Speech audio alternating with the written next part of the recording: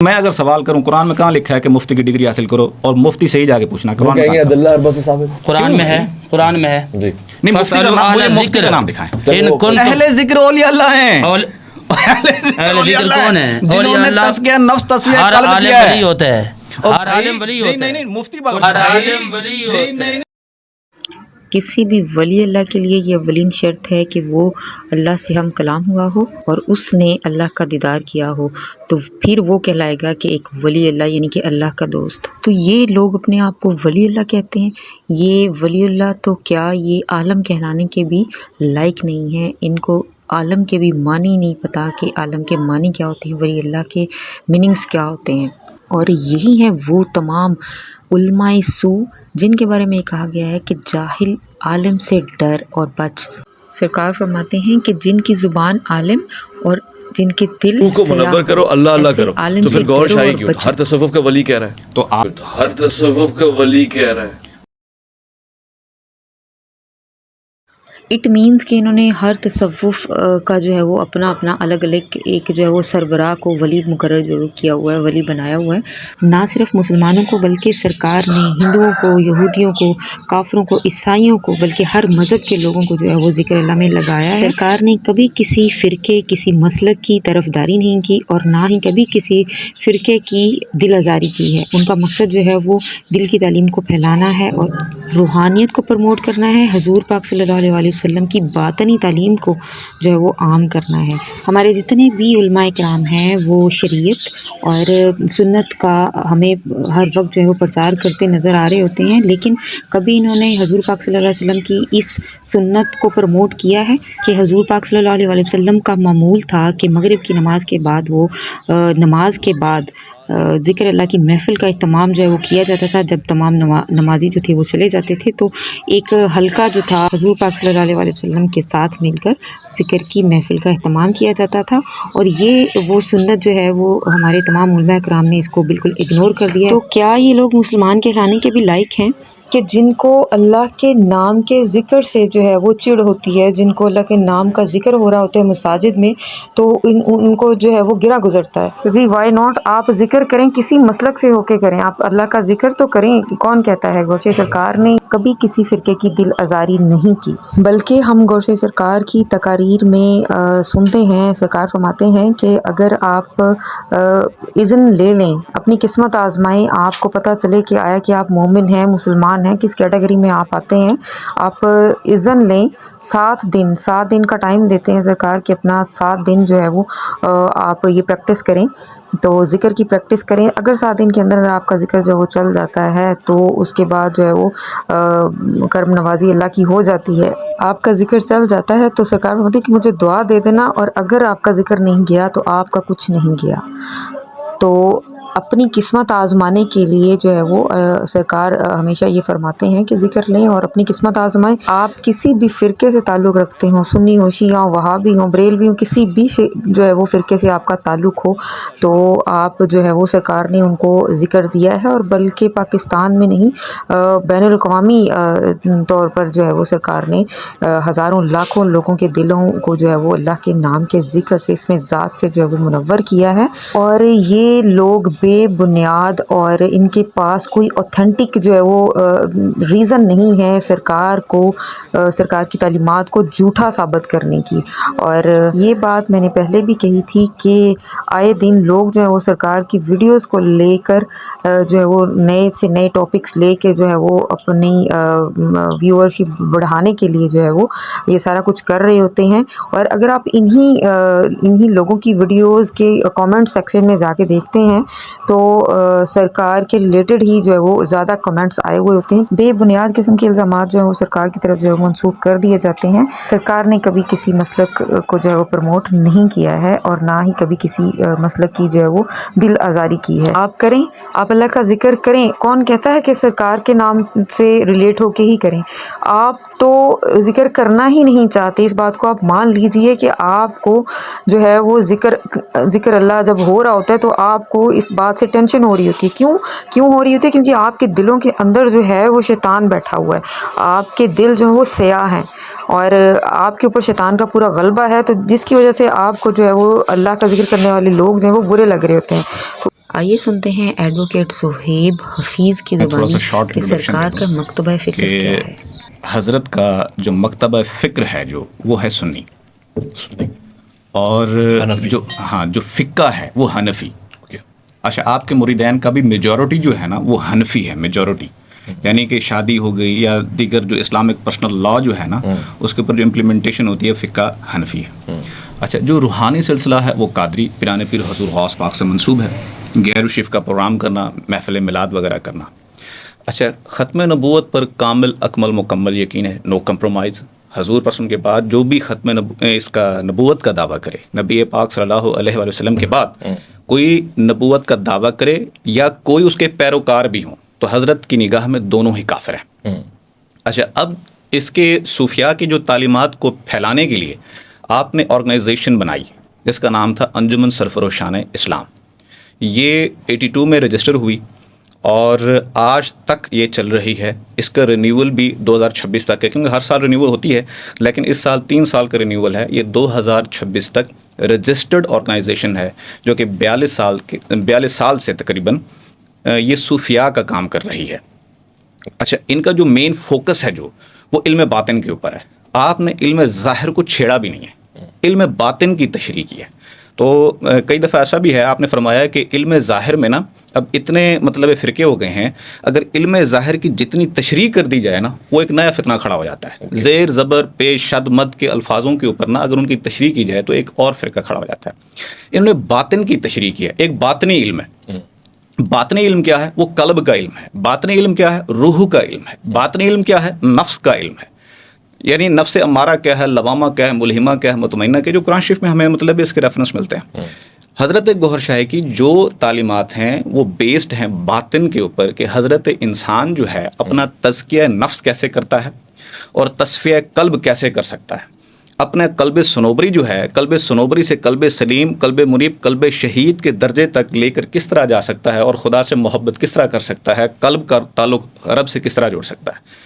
تزکیہ نفس کر کے نفس امارہ سے جان چھڑوا کے نفس ملہمہ اور نفس مطمئنہ کر کے آقا دو جہاں محمد مصطفیٰ صلی اللہ علیہ وسلم کا دیدار کس طرح کر سکتا ہے. یہ تمام جو تعلیمات ہیں یہ بیسڈ ہیں روحانیت کے اوپر, اسپرچویلٹی کے اوپر, علم باطن کے اوپر. اور یہ علم باطن صرف آج نہیں, یہ پہلے سے چلا آ رہا ہے. اس کے اشارے ہمیں پہلے سے قرآن شریف سے بھی ملتے ہیں. اور پھر آپ دیکھیں پیران پیر حضور غوث پاک رحمۃ اللہ علیہ, آپ نے بھی باطن کے اوپر, تزکیہ نفس کے اوپر, تصفیہ قلب کے اوپر آپ نے فوکس کیا. پھر آ جاتے ہیں حضرت سخی سلطان باہو رحمۃ اللہ علیہ, وہی تعلیمات ہیں, وہی چیزیں ہیں, وہی وظائف ہیں, وہی اذکار ہے, وہی ذکر ہے. اور اس کے بعد آ جاتے ہیں فقیر نور محمد کلاشوی رحمۃ اللہ علیہ, حضرت علامہ محمد اقبال رحمۃ اللہ علیہ. ان سب نے اپنے اپنے الفاظوں میں اس علم روحانیت, علم باطن کو آپ نے پیش کیا ہے. تو ان میں سے ایک ہستی جو ہے وہ حضرت سید ریاض احمد گوہر شاہی ہیں. یہ آپ کا مقدمہ ہے جو آپ نے پیش فرمایا. جی جی ٹھیک ہو گیا. جو فیض یاب ہوئے ہیں جو بھی, وہ ان کو مرشد مانتے ہیں. ٹھیک ہے. اور دوسری بات یہ ہے کہ حضرت گوہر شاہ نے کبھی بھی بیعت نہیں کی. اچھا, دست بیعت نہیں کی, صرف فیض دیا ہے اور فرمایا ہے کہ جس کا دل اللہ اللہ کرنے لگ جائے وہ حضور غوث العظم جیلانی رحمۃ اللہ علیہ کے داخلی مریدین میں شامل ہو جاتا ہے. یعنی کہ جو حضور غوث پاک کے ظاہری دور میں جو ان کا دست بیعت ہوا وہ ان کا اصلی مرید ہے. جو کسی بھی وسیلے سے ذکر قلب تک پہنچ جاتا ہے وہ ان کے داخلی مریدین میں شامل ہو جاتا ہے. تو وہ خود بیعت نہیں فرماتے بلکہ فیض دیتے ہیں اور فرماتے ہیں جس کا دل اللہ اللہ کرنے لگ جائے وہ حضور غوث پاک کا سایہ اس کے اوپر ہوتا ہے, ہمیں بیعت کرنے کی ضرورت نہیں ہے. دوسری بات یہ ہے کہ ارکان اسلام کو ماننے والے ہیں, توحید کو ماننے والے ہیں, رسالت کو ماننے والے ہیں. رسالت کا پہلے میں نے آگاہ کر دیا ہے کہ ختم نبوت پر کوئی کمپرومائز نہیں ہو سکتا. اور نبی پاک کی شان کے بارے میں ان کے فرمودات ہیں, جہاں تمام کائنات کا سر جھک جائے وہاں سے مقام مصطفیٰ صلی اللہ علیہ وآلہ وسلم کا آغاز ہوتا ہے. جب نبی پاک کی بات کر رہے ہوں تو کسی اور کی طرف اشارہ بھی نہ کریں. پھر حضور کی ذات ورا الورا ہے, عشق رسول. اور اچھا دوسری بات یہ ہے کہ جو بیسڈ جو اسپرچویلٹی ہے جو مطلب ڈیپینڈ کرتی ہے وہ 2 ناموں کے اوپر ڈیپینڈ کرتی ہے. 2 ناموں کی مطلب تبلیغ ہے, 2 ناموں کا فیض ہے. کیا؟ اسم اللہ اور اسم محمد صلی اللہ علیہ وسلم, اور اسم محمد صلی اللہ علیہ وسلم. حدیث پاک ہے کہ مومن نہیں وہ شخص کہ جس کے پاس میرا ذکر کیا جائے اور وہ مجھ پر درود نہ بھیجے۔ ایک اتنے بڑے عالم ہونے کے باوجود آپ نے یہ بات نوٹ کی ہوگی کہ حضور پاک صلی اللہ علیہ وآلہ وسلم کا ذکر ہوا اور اس بندے کی زبان سے جو ہے وہ صلی اللہ علیہ وآلہ وسلم یا تعظیماً نظریں ہی جھک جانا یا آنکھیں جھکا لینا، سر کو جھکا لینا جو ہے وہ کوئی ایک ایسا عمل اس بندے نے نہیں کیا، تو یہ کس طرح سے یہ جو ہے وہ اپنے آپ کو دین کے رکھوالے کہتے ہیں، کس طرح سے یہ جو ہے وہ حضور پاک صلی اللہ علیہ وآلہ وسلم کے ماننے والے کہتے ہیں، اور عشق رسول نام کی چیز تو جو ہے وہ ان میں بالکل ہے ہی نہیں کہ قلب کے اوپر تصور کریں اس میں اللہ، اور اسی کی پریکٹس کریں، دل کی دھڑکنوں میں ایک ٹک کے ساتھ اللہ دوسرے ٹک کے ساتھ ہو، اور اگر اس سے جلالیت پیدا ہو یا مخلوق سے وحشت پیدا ہو یا غصہ آئے یا خشکی محسوس ہو، کیونکہ جلالی ذکر ہے تو ساتھ میں اس میں محمد صلی اللہ علیہ وسلم، تو آپ ساتھ میں دروشی پڑھیں، پورے سینے پر تصور اس میں محمد صلی اللہ علیہ وسلم کرتے ہوئے آپ دروشی پڑھیں گے۔ یہ بیسڈ دو ناموں کے اوپر ہے، اس میں اللہ اور اس میں محمد صلی اللہ علیہ وسلم۔ اس کے بعد جتنے بھی اذکار ہیں وہ ذکر اللہ کے ہیں، اس میں صفاتی نام ہیں،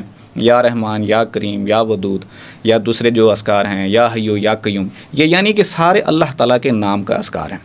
اچھا، دوسری بات ہے قرآن پاک کی، انہوں نے فرمائی، دیکھیں قرآن پاک کا منکر تو کافر ہی ہے، قرآن سے تو مطلب کوئی منحرف ہو ہی نہیں سکتا۔ صحیح۔ دوسری بات یہ ختم نبوت پہ میں آلریڈی کر چکا ہوں، ارکان اسلام پہ میں آلریڈی یہ بات چیت کر چکا ہوں۔ صوفیاء کا جو طریقہ ہے وہ روح کے اوپر بیسڈ ہے، روحانیت کی تعلیم ہے، یہ بھی گوشے گزار جناب کر چکا ہوں۔ ہاں اگر کوئی کنفیوژن ہے نا، بیسکلی فلاں نے کہا کسی نے کہا، ہم اس کے ذمہ دار نہیں ہیں، وی آر ناٹ رسپانسبل، ہم ان کے ذمہ دار نہیں ہیں، ہم ذمہ دار ہیں حضرت گوہر نے خود کیا کہا۔ دیکھیں مولا علیہ السلام کو ہم آقا دو جہاں محمد مصطفیٰ صلی اللہ علیہ وآلہ وسلم کے ماننے والے اگر 72 فرقوں میں تقسیم ہو سکتے ہیں، اب مولا علیہ السلام کو ماننے والے، عقیدت رکھنے والے 32-33 فرقوں میں تقسیم ہو سکتے ہیں، کون کیا کہتا ہے ہمیں اس سے غرض نہیں ہے، ہم نے یہ دیکھنا ہے کہ مولا علیہ السلام نے کیا فرمایا۔ بہت اچھا۔ تو اسی طرح حضرت گوہر شاہی نے جو فرمایا ہے نا، ہمارے لیے وہ معتبر ہے، باقی کوئی بندہ جو کہے یعنی کہ اب ان کے ساتھ نام کے ساتھ منسوب کر کے کہے، لیکن ہم اس کے ذمہ دار۔ یہ آپ کتاب لکھی ہوئی ہے روشناس، اس کے صفحہ نمبر 4، 5، 6، 8، 9، 10۔ اچھا، اس کا میں نے مطالعہ کیا ہے۔ یہاں پر ایک تو انہوں نے اللہ تبارک و تعالیٰ کے حوالے سے یہ بات کی کہ اللہ کو خیال آیا، اللہ کو خیال آیا، اور دوسرے نمبر پر بات یہ کی کہ جناب آدم علیہ السلام کے حوالے سے کہ ان کے نفس نے شرارت کی، اور اس شرارت نفس کی بنا پر ان کو عالم ناسوت کی طرف پھینکا گیا۔ اور اس کے بعد صفحہ 8 پر یہ بات لکھی گئی ہے کہ آدم علیہ السلام نے جب دیکھا ان کے سامنے ارواحیں تھیں تو انہوں نے پوچھا کہ یہ چمکتی روح کیا ہے، تو جواب یہ دیا گیا کہ یہ آپ کی اولاد میں سے ہیں اور یہ محمد عربی ہیں۔ تو پھر انہوں نے ایک لفظ استعمال کیا وہاں پر کہ ان کو نفس نے اکسایا، اور پھر ان کے دل میں یہ خیال آئی کہ یہ کیسے ہو سکتا ہے کہ میری ہی اولاد ہو اور مجھ سے بڑھ جائے۔ تو پھر آگے اس طرح کی عبارت ملتی ہے کہ ان کی اسی وجہ سے ان کو دوبارہ سزا دی گئی، جبکہ اہل سنت والجماعت احناف بریلوی ہمارا قرآن ہے، ادلہ اربع کو ماننے والے ہیں، احادیث ہیں، کتاب اللہ، سنت، اجماع، اور اس کے بعد قیاس کا درجہ ہے، اور 1450 سال تقریباً ہونے کو ہیں۔ اس دورانیے میں اس طرح کا نظریہ یا اس طرح کا ترجمہ یا اس طرح کا تصور تخیل ہم نے نہیں دیکھا۔ پہلے ان کو کلیئر کر دیں، پھر اس کے بعد یہ جو صفحات ماشاءاللہ مجھ سے پڑھ کر آئے ہیں آپ کی کتاب کے، یہ تو ماشاءاللہ سلطان العاشقین، سلطان العارفین حضرت سخی سلطان باہو رحمۃ اللہ علیہ نے اس کی خود تشریح کی ہے۔ سب سے پہلے یہ بات حضرت سخی سلطان باہو رحمۃ اللہ نے فرمائی ہے۔ اچھا، رسالہ روحی شریف میں آپ فرماتے ہیں اللہ خود عاشق، خود معشوق، خود عشق تھا، سب چیز خود تھا۔ اس نے چاہا کہ میں دیکھوں میں کیسا ہوں، جب اس نے چاہا تو سامنے عکس پڑا، تو جب وہ عکس پڑا وہ عکس کا عاشق، اور اس عکس میں جان تھی، اور وہ عکس جو تھا جیسے ہمارا عکس ہے، اس میں تو یہ تو ہمارا محتاج ہے، لیکن وہ خدا کا عکس تھا، وہ حرکت کرنے لگا، وہ عکس اس کا عاشق ہوا، اور وہ جو عکس تھا وہ آقا دو جہاں محمد مصطفیٰ صلی اللہ علیہ وسلم کی روح مبارک تھی۔ تو یہ بات جو ہے یہ تو حضرت سخی سلطان بن رسالہ روحی شریف میں فرمائی ہے۔ شریعت کا دروازہ عبادت کا ہے، لیکن جو آگے راہیں ہیں وہ محبت کی ہیں، وہ عشق کی ہیں، وہ راہیں جدا ہیں. وہ فقر کی لائن جو ہے وہ سیدھا رب کی ذات تک لے کے جاتی ہے. اذا اتم الفقر فہو اللہ، حضرت سید سلطان نے بار بار یہ کوٹ کیا ہے. جب فقر کی منازل تمام ہو جاتی ہیں بس وہ اللہ رہ جاتا ہے. تو آپ نے شریعت اور فقر کی لائن کو، فنا بقا کو بالکل علیحدہ علیحدہ کیا ہے. شریعت دے دروازے اونچے، لیکن توہین انبیاء کے زمرے میں وہ کہہ رہے ہیں. اچھا میں عرض کر دیتا ہوں اب یہ بات. دوسری بات یہ ہے کہ شرارت کا لفظ تو ابھی میرے پاس وہ کتاب موجود نہیں ہے، باقی کتابیں ہیں. روشناس انہوں نے کہی تو روشناس یہاں پہ اویلیبل نہیں ہے، باقی کتابیں یہاں پہ موجود ہیں. روشناس بھی رکھی ہوئی ہے کہہ رہے ہیں. چلیں یہ بھی اچھا ہو گیا، روشناس بھی رکھی ہوئی ہے. ویسے نیچے آپ ہی نکالیں.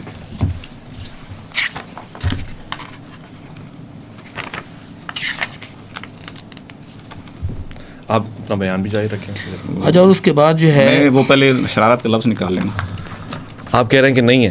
نہیں، پہلے وہ لفظ نکال لینا، اس کی تشریح کریں. وہ تو دعویٰ کر رہے ہیں نا، وہ پھر دعویٰ ثابت کریں گے. آپ وہ پیج نمبر بتا رہے تھے تو پیج نمبر سامنے ہے. اچھا، اس کے اندر ایک اور بھی تحفظ چاہیے. پہلے شرارت کا لفظ میں وہ دکھا دیتا ہوں. پہلے یہ بتائیں کہ یہ کب ہوا ہے؟ 28ویں بار جنوری 2016 میں ہوا ہے. اس کے بعد ایک میرا یہ بھی مسئلہ چل رہا ہے کہ آپ کے جتنے بھی تصنیفات ہیں، پہلے کے جو ہے نمبر ایک مسئلہ یہ ہے کہ وہ PDF کے اندر جو چیزیں موجود ہیں ان کے اندر ترمیم ہے. اس کے بعد بات یہ ہے کہ پہلے جو چیزیں اس سے آپ کے سرفروشان اسلام جو مکتبہ ہے اس نے جو نکالی ہیں، سرفروش پبلیکیشنز، وہاں سے جو آئی ہیں اس کے اندر بھی ترمیمات ہیں. اور ابھی کے یہ جو ٹوٹلی صفحات ہی میرے خیال میں 21-22 صفحے ہیں. اس میں تو شروع سے یہی ہے، شروع سے یہی ہے. دیکھیں پھر اس کے اندر نہیں آپ دیکھیں نا، آپ نے صفحہ نمبر بھی کوڈ کیا ہے، اس میں دیکھیں آپ. صاحب نے کیا صفحہ نمبر تھا، میں اس میں دیکھ سکتا ہوں. صفحہ نمبر اپنا 4 5 6 7 8 دیکھنا. 7 8 میں دیکھ لینا جناب آدم علیہ السلام کے بارے میں. اچھا چلیں، یہ چیز میں بطور خاص دیکھ لوں گا. آپ اور چیزیں آپ اپنی ذرا چیزیں بیان فرما دیں، کیونکہ اقبال نے تو کہا تمدن، تصوف، شریعت، کلام، کہ ہمارا قادیانی کے اوپر کوئی کمپرومائز نہیں ہے. ہم مطلب اینٹی قادیانی سمجھیں. ہم ختم نبوت پہ کوئی کمپرومائز یا سافٹ کارنر کسی بھی قسم کا نہیں رکھ سکتے ہم. اور یہ مہدی علیہ السلام کے حوالے سے بھی عقیدہ ہے جس کا کہ حضرت مہدی علیہ السلام کا کوئی ورژن آئے گا. حضرت بھی ان میں سے ورژن میں سے ہیں. شیخ سلطان باہو نے جو فرمایا کہ جی وہ چوتھا، پانچواں، چھٹا، اس کو بھی ذرا وضاحت کے ساتھ بیان. اس میں یہ ہے کہ حضرت شیخ سلطان باہو رحمۃ اللہ نے فرمایا کہ بھائی 7 سلطان الفقراء نبی پاک ان کی امت سے آئیں گے، ٹھیک ہے، اور 7 سلطان الفقراء کا بہت بلند درجہ ہے. تو انہوں نے فرمایا کہ میں اس میں سے 5واں سلطان الفقر ہوں.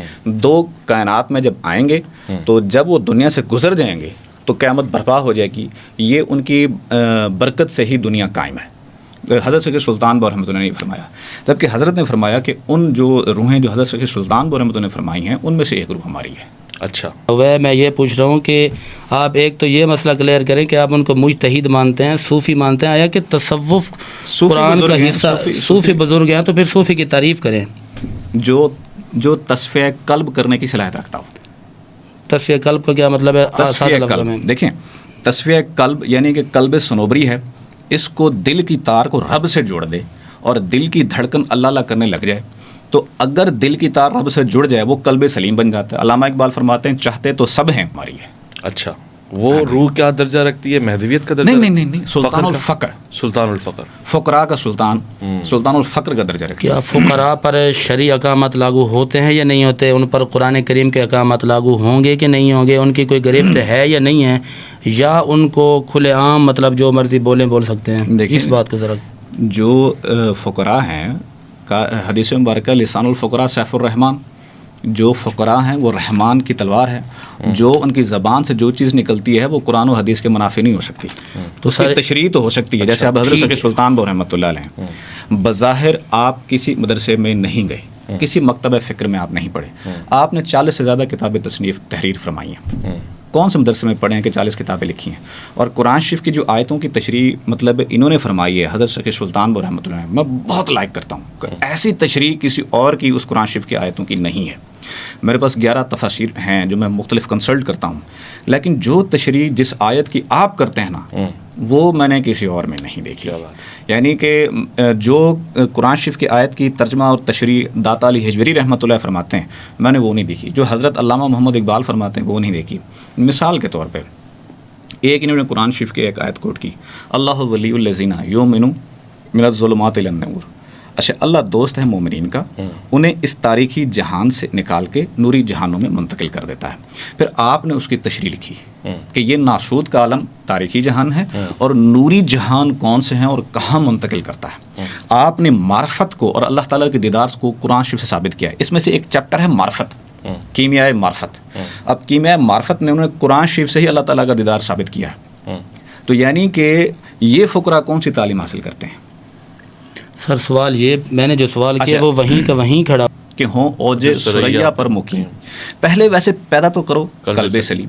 सूरत शोरा आयत नंबर 88 और 89 में अल्लाह ताला फरमाते हैं कि उस दिन ना माल काम आएगा ना बेटे, बारगाह खुदाबंदी में वही फ़ायदे में रहेगा जो कल्बे सलीम लेकर आएगा, जो कल्बे सलीम लेकर हाजिर होगा। अब सबसे पहले डेफिनेशन क्या है कल्ब की? अल्लाह ताला ने बार बार कल्ब के बारे में कुरान शरीफ में फरमाया है कि इनके कल्ब मुर्दा कर दिए हैं, इनके कल्ब पर मोहर लगा दी है। ये कल्ब है क्या? इमाम गज़ाली रहमतुल्लाह फरमाते हैं कल्ब सवारी है फवाद की। अब जो दिल का जो गोश्त का टुकड़ा है ना, ये गोश्त का टुकड़ा जो है ये फवाद है, इसको अरबी में फवाद कहते हैं, कल्ब नहीं। ओके, कल्ब क्या है? जिस तरह रूह एक मखलूक है, कल्ब भी एक मखलूक है। जिस तरह रूह मखलूक है, नज़र नहीं आती, कल्ब भी नज़र नहीं आता। वो जो गोश्त का टुकड़ा है, मुख्तसर ये कि इस बंदे को हर तरह से दलाइल जो हैं वो दिए जा रहे हैं, लेकिन ये बंदा जो है वो, क्योंकि इसके दिल में जो है वो अंधेरा है, इसका दिल जो है वो स्याह है और शैतान का टोटली गलबा है और शैतान कभी हार नहीं मानता। हक और सच आपके सामने है। एडवोकेट साहब ने हर बात जो की है वो ऑथेंटिक की है और बुक से रिलेटेड की है। और ये जिस मुफ्ती साहब बैठे हैं और इन्होंने जिस तरह से बड़ी फुर्ती से इन्होंने सफ़ा नंबर, पेज नंबर बताई और बुक्स नंबर बताया, जैसे ही वो बुक जो है वो इनके सामने लाई गई तो वो जो है वो जी इन्होंने कहा कि जी तरमीम कर दी गई है और ये नहीं है जी। तो हक और सच आपके सामने है। जस्ट ज़ाहरी रटेबाजियाँ इन्होंने की हुई होती हैं कि फ़लाँ बुक का फ़लाँ पेज नंबर और फ़लाँ जो है वो आयत नंबर। आप लोगों के सामने जब रोशनास बुक का सफ़ा नंबर 8 और 5, 6, 7 इन्होंने बोला था तो वो खोला गया, तो वहाँ पर जो इन्होंने इल्ज़ाम लगाया था कि जो है वो हज़रत आदम अलैहिस्सलाम के बारे में ये बात की हुई है, तो वो कुछ भी नहीं। हक जो है वो इंसान के दिल में होता है, सच इंसान के अंदर होता है, वो बोले या ना बोले। और बस आज की वीडियो यहाँ पर ख़त्म करूँगी कि अल्लाह ताला हम सबको हदायत दे और हम सबको ऐसे उलमा सू से जो है वो हमें महफूज रखे और हमारे ईमान की हिफाजत फरमाए। आमीन सुम आमीन। गौर शाही बराबर।